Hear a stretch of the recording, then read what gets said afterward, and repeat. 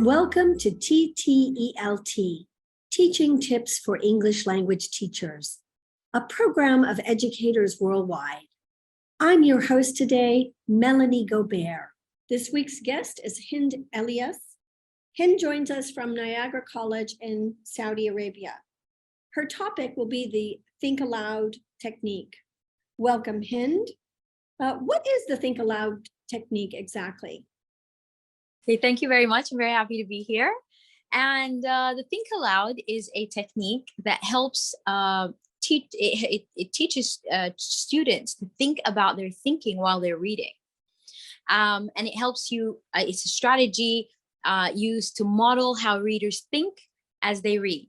And it's very interesting because it happens without us knowing. We do it subconsciously. For example, you read a passage and then you say, oh, I wonder what this word means. There's a conversation. There's something that's going on in your head while you're reading.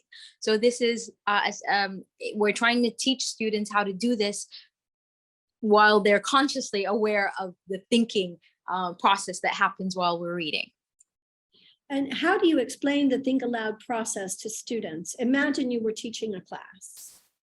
So you think about, for example, sometimes when you're reading a book, you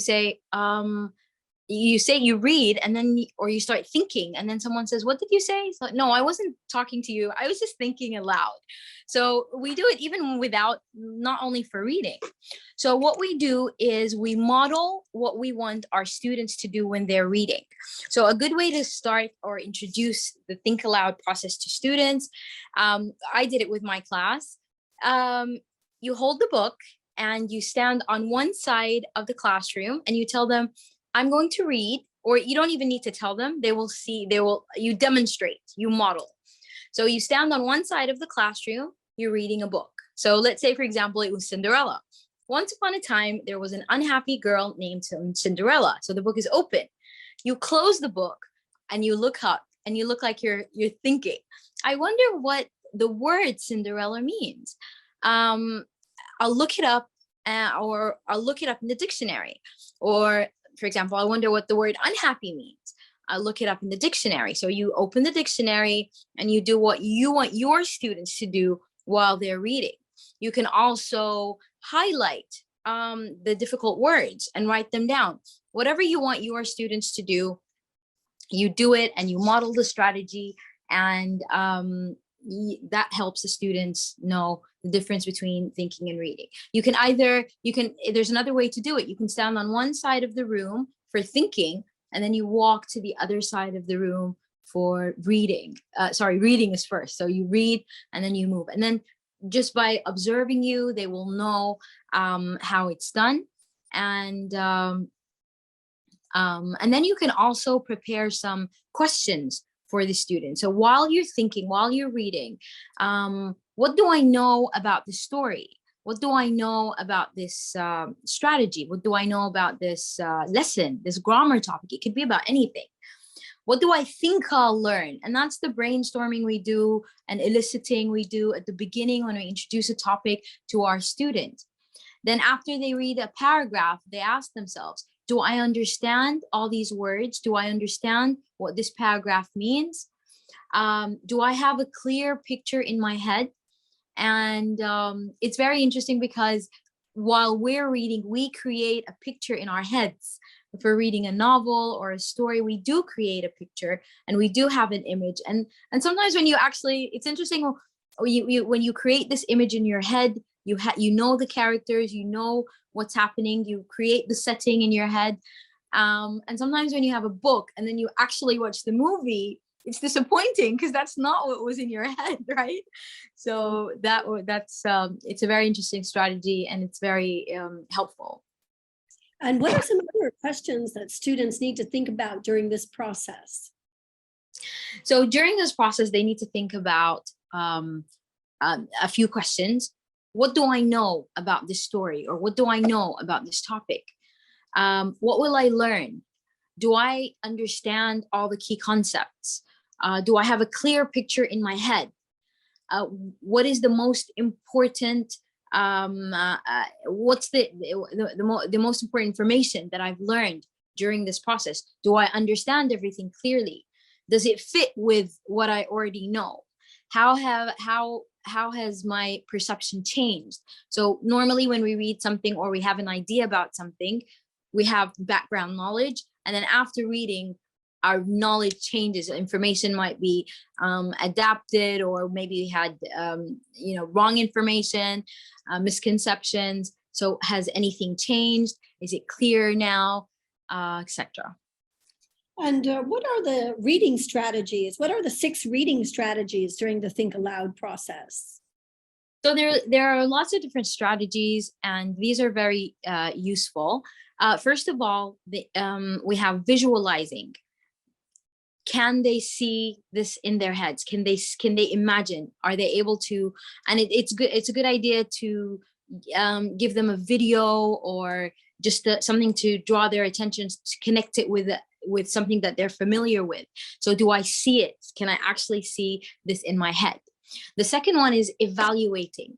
And this is what I mentioned previously. Do I know what I'm reading? Do I understand everything? Is it clear? Then we have predicting. I wonder what will happen next. And we always do that when we're watching movies or when we're reading a story. You have an idea and you think something will happen, and there might be a twist in the plot. Also connecting it to a real life situation. How can you relate to that? Or connecting it to something that you've watched previously or something you've read previously. And then after I predict, then I clarify. So maybe you had a different you thought something would happen and then something else happened, or maybe you read something that wasn't very clear, and after reading and going through this whole process, then things are clear. We also have questioning. These are the questions the 6 questions that I mentioned. Do I understand what I've read? Do I know about this topic? So all these questions that go on in the person's head.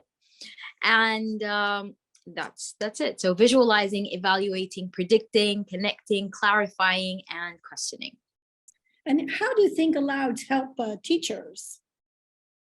They help while you're asking your students, it helps the teachers to know how to model these different strategies. It helps the teachers know about their students, and it also helps them know what confuses students when they're reading, how to assess their reading, how to develop different strategies to diagnose problems. So you'll find that there's a pattern, certain things that most of the students are struggling with, that will help teachers develop different techniques and different ways to support their students. Okay, and one final question. How do Think Alouds help students? It helps students realize that it's not just reading every word and just completing the passage. Sometimes when we ask them to read, they just read without even knowing what's written, right? They just read the words, but they don't dig deeper. So they really need to know that we actually need to think about what we're reading, not just finishing the page. That's not reading. You need to understand what you're reading. And not only that, but they need to know the different strategies, the ones that I just mentioned. They need to visualize. They need to be able to evaluate, question, clarify misconceptions, connecting what they read to real life situations and things that they've experienced previously.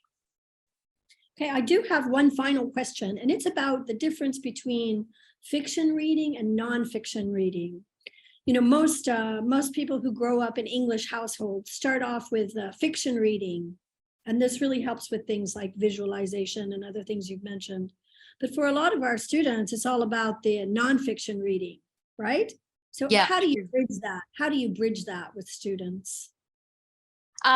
So it's very important when it's by connecting it to real life situations. So even if I have a text from a science book, I can link it to a real life situation, or link it to fiction, or something that clips that they have on YouTube, or things to help connect it to, because they are familiar with fiction, cartoons.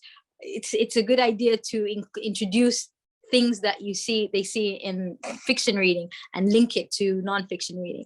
Also, I like to link it to real life scenarios as well, linking it to memes on they always know these funny memes and stuff. You can also introduce that and find ways to connect all the fiction, nonfiction, and real life situations, and that way they'll be able to relate and understand the concepts better. Okay, thank you so much for your time today, Hind, on behalf of TTELT and educators worldwide. This has been Melanie Gobert, your host for today. Thank you for joining us, Hind. Thank you so much. It was a pleasure. Thank you. Thank you for joining us today. Share with us how you are using these tips. Leave us a comment or voice message on social media or at ttelt.org. Thanks for joining this episode of TTELT, brought to you by Educators Worldwide. Follow, like, and subscribe to TTELT on your social media, and try a new teaching tip today.